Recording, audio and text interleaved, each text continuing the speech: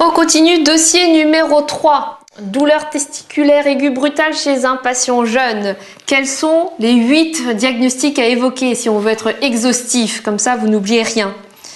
Les 2 diagnostics en fait essentiels, sinon vous avez 0 au dossier que vous devez évoquer. D'abord, c'est la torsion du cordon spermatique. Dites pas torsion du testicule, dites plutôt torsion du cordon spermatique.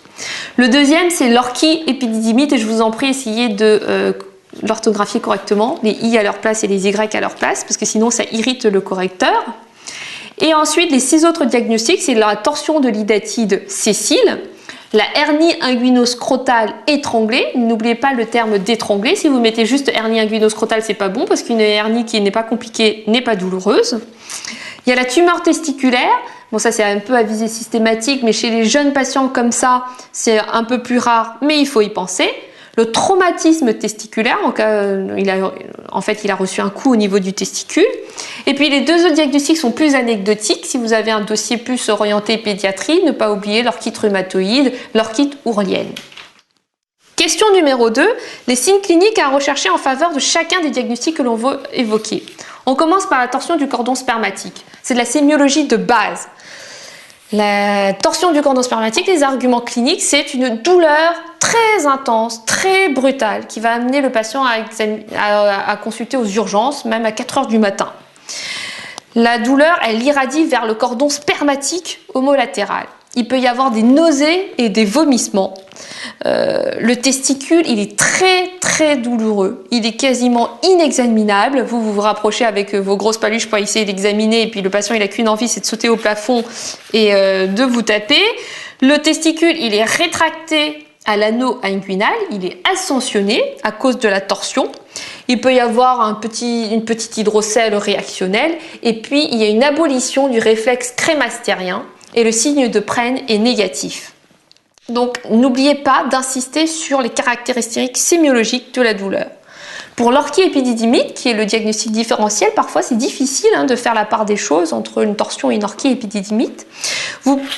Habituellement, la douleur, elle est plus progressive, elle est un peu moins intense, mais parfois elle peut être très intense également et puis brutale également. Ici associé à un tableau infectieux avec de la fièvre, des frissons. Il peut y avoir une grosse bourse inflammatoire avec une augmentation du volume de la bourse, une bourse qui est rouge, qui est chaude à la palpation. Vous pouvez palper le testicule qui est augmenté de volume et l'épididyme qui est également augmenté de volume. Et le sillon entre l'épididyme et les testicules peut ne plus exister en raison de l'œdème de tous ces petits organes. Il peut y avoir un signe de Prehn qui est positif, la bandelette urinaire peut être positive, il peut s'y associer des signes fonctionnels irritatifs, attitude de brûlure mictionnelle et de pollakiurie, et un écoulement urétral s'il y a une urétrite associée.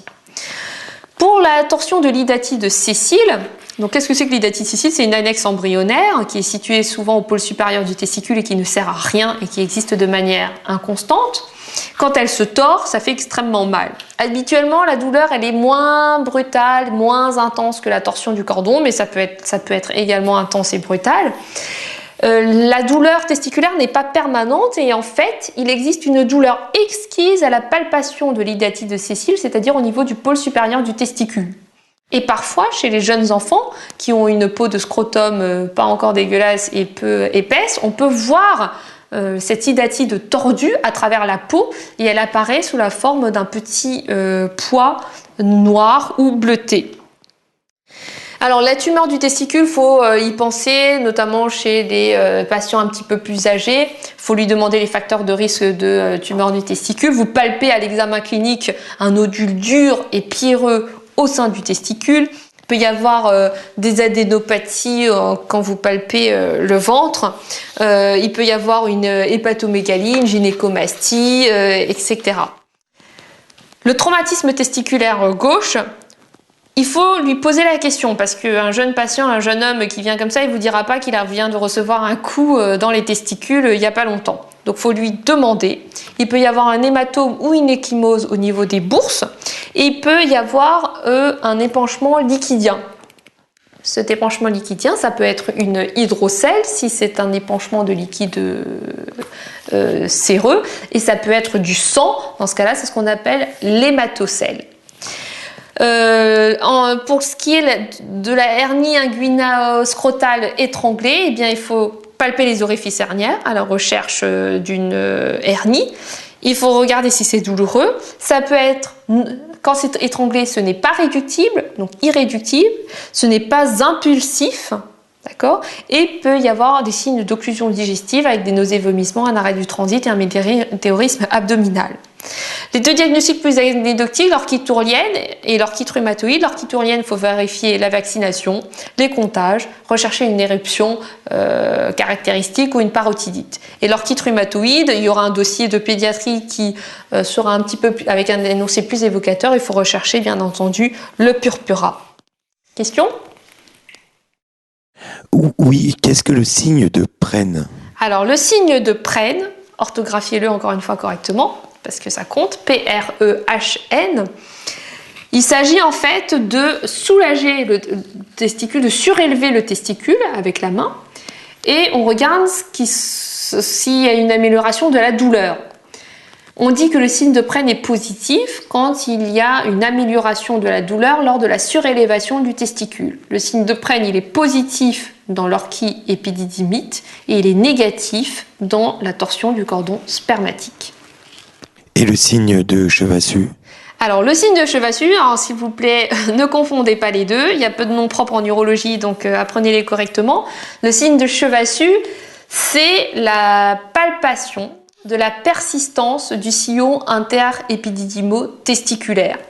Donc, par exemple, dans le cancer du testicule, vous pouvez avoir un signe de Chevassus. Dans ce cas-là, ça témoigne en fait du fait que le cancer du testicule est limité au testicule. Mais dans l'orchiépididymite, eh bien, il n'y a plus de signe de Chevassus parce que, comme je vous l'ai dit tout à l'heure, le testicule est inflammé, l'épididyme est inflammé, donc il n'y a plus de sillon interépididymo-testiculaire. Question numéro 3. Qu'est-ce que c'est qu'un examen clinique? Eh bien, voilà. Vous voyez en fait ici qu'on examine les bourses du patient. Et puis la bourse droite, elle est pathologique. Le testicule, vous le voyez déjà, il a une couleur bizarre. Il est un peu bleu, un peu violet, un peu démacié. Et puis surtout, il est rétracté, il est ascensionné, rétracté à l'anneau inguinal. Donc au total, il s'agit probablement d'une torsion du cordon spermatique à gauche. Et n'oubliez pas de préciser le côté. On poursuit, question numéro 4. Si vous avez un doute, est-ce qu'il faut demander un examen complémentaire? Est-ce qu'il existe ce qu'est examen complémentaire pour lever votre doute? La réponse est non. Aucun examen complémentaire, c'est très important. Aucun examen complémentaire ne doit venir retarder la prise en charge thérapeutique et aucun examen complémentaire n'est assez fiable ici en France pour écarter le diagnostic de torsion du cordon spermatique. Donc déjà, vous travaillez tous dans des CHU, vous êtes dans des stages dans les CHU, donc vous voyez bien que quand le patient il arrive aux urgences, il se passe déjà 3 plombes avant qu'il puisse voir un médecin. Puis ensuite, si vous voulez en plus demander une échographie, le temps que vous la demandez, que vous descendez le malade, etc., il y a une perte de temps qui est considérable. Ensuite, il faut convaincre le radiologue de vous réaliser l'échographie. Et un radiologue qui est bien formé ne réalisera pas d'échographie pour une suspicion de torsion du cordon spermatique. Et puis l'échographie peut très bien revenir normale en disant que le flux vasculaire du testicule est conservé alors qu'il y a eu vraiment une torsion. Donc la réponse c'est aucun examen complémentaire et 0 si on admet une autre réponse. Alors quel traitement il faut proposer? Eh bien c'est un traitement chirurgical. C'est une urgence fonctionnelle absolue, une urgence thérapeutique, une urgence chirurgicale. Il faut obtenir l'autorisation d'opérer des parents puisque le patient est mineur. Il faut informer le patient, il faut informer ses parents de ce que l'on va faire et notamment du risque d'orchidectomie. Parce que je pense que quand on est un garçon, quand on ne nous a pas prévenu et qu'on se lève avec un testicule en moins, on est moyennement content. Donc prévenir le patient. Ensuite, qu'est-ce que l'on fait? Une incision scrotale, habituellement à gauche, mais il est possible de faire une incision scrotale qui est médiane si vous souhaitez explorer les deux testicules dans le même temps opératoire. Donc incision scrotale, gauche, diagnostic de la torsion. Vous n'oubliez pas de faire la détorsion, parce que si vous oubliez que vous fixez les testicules, vous avez rendu le pronostic encore plus grave. Après avoir détordu, vous appréciez la vitalité testiculaire. Si le testicule est bien revascularisé, on propose une orchidopexie, donc ici du côté gauche.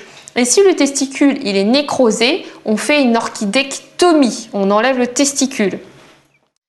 L'orchidopexie controlatérale, donc du côté droit, vous pouvez la réaliser dans le même temps si vous le souhaitez. Dans ce cas-là, vous pouvez donc explorer des testicules soit en faisant deux incisions scrotales à droite et à gauche, mais c'est plus long pour fermer. Sinon, vous faites une incision scrotale médiane et vous explorez les deux testicules dans le même temps. Sinon, vous pouvez faire l'orchidopexie controlatérale à distance. Il faut bien retenir que si le testicule gauche est un peu déjà inflammatoire, nécrosé, etc., il vaut mieux ne pas toucher au testicule droit et réaliser l'orchidopexie à distance. Est-ce qu'il faut proposer une prothèse testiculaire? Alors, ce n'est pas le moment, pas en urgence, pas à 4 heures du matin, on ne propose pas de prothèse testiculaire. Et puis ici, le patient est encore jeune, il n'a pas fini sa puberté, donc on en reparlera quand il aura atteint l'âge adulte. Ça nous évite de changer les tailles de prothèse tous les mois. Ensuite, il ne faut pas oublier la surveillance. Le lendemain, quand vous avez opéré le patient, vous passez dans sa chambre, vous demandez la douleur et habituellement, ça va déjà beaucoup mieux. La cicatrice, la température, etc., etc. Et puis vous le revoyez en consultation dans 1 mois. Oui, quel est le délai d'apparition de lésions testiculaires à partir du moment où la douleur apparaît? Alors, habituellement, on dit que de toute façon, le patient il doit être pris en charge dans les 6 heures pour éviter la nécrose du testicule. Voilà, donc c'est vraiment 6 heures, c'est le délai le plus long que l'on peut attendre pour explorer un testicule. On continue donc, s'il n'y a pas de question, la question numéro 6, classique. Vous êtes dans un service d'urologie vous êtes dans un service où il n'y a pas de service d'urologie. Qu'est-ce qu'il faut faire de ce patient? Vous appelez l'urologue du CHU du coin. Qu'est-ce qu'il faut faire? Eh bien, la torsion du cordon spermatique, on l'a dit, c'est une urgence fonctionnelle absolue. Il n'y a pas de transfert possible, il ne faut pas perdre de temps. C'est-à-dire qu'il faut le faire explorer par n'importe quel chirurgien sur place au sein de votre hôpital. Bon, si c'est un hôpital où il n'y a que de la médecine, bah oui, vous êtes obligé de le transférer, vous n'avez pas le choix. Les médecins ne vont pas devenir des chirurgiens du jour au lendemain. Mais sinon, il faut l'adresser au chirurgien digestif qui est sur place, par exemple. Les chirurgiens digestifs savent explorer les testicules.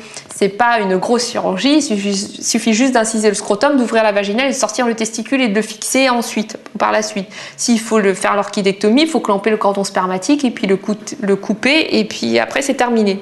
Donc, il faut éviter tout transfert pour ne pas perdre de temps et puis il faut faire l'exploration scrotale en urgence par tout chirurgien sur place, présent, et ça peut être très bien un chirurgien orthopédiste également.